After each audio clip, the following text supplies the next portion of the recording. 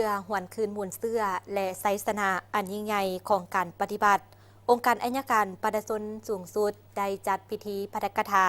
ภายใต้การนำพาซี่นำของพรรคประชาชนปฏิบัติลาวตลอดระยะ70 ปี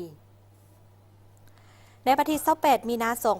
2025อยู่ห้องประชุมใหญ่องค์การอัยการประชาชนสูงสุดได้จัดพิธีปาฐกถาภายใต้การเป็นประธานของสหายคำเพชรสมบรจิตคณะประจำพรรคห้องคณะองค์การอัยการประชาชนสูงสุดมีประดาสหายคณะบริหารงานพรรคคณะหน่วยพรรคคณะนำองค์การประดากลุ่มสถาบันคนขั้ว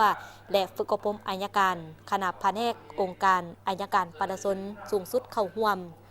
สหายคำเพชรสมบรจิตได้ยกให้เห็นถึงขบวนวิบัติแห่งการกำเนิดของพรรคประชาชนปฏิบัติลาวเป็นพรรคที่เป็นตัวแทนของชนชั้นกรรมกรและชาวผู้ออกแรงงานที่แท้จริงเป็นพรรคที่ถือเอาการหับไส้ชาติหับไส้ประชาชนเป็นทิศนำพื้นฐานในการเคลื่อนไหวของตน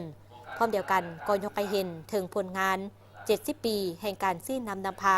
ของพรรคประชาชนปฏิบัติลาวในแต่ละระยะ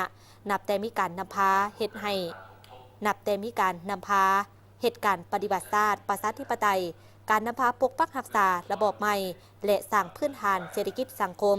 การนำพาพัฒนาประเทศชาติตามแนวทางเปลี่ยนแปลงใหม่รอบด้านได้มีหลักการซึ่งได้กำหนดแนวทางเปลี่ยนแปลงใหม่โดยเริ่มจากเปลี่ยนแปลงใหม่ด้านเศรษฐกิจเป็นต้นการเปลี่ยนแปลง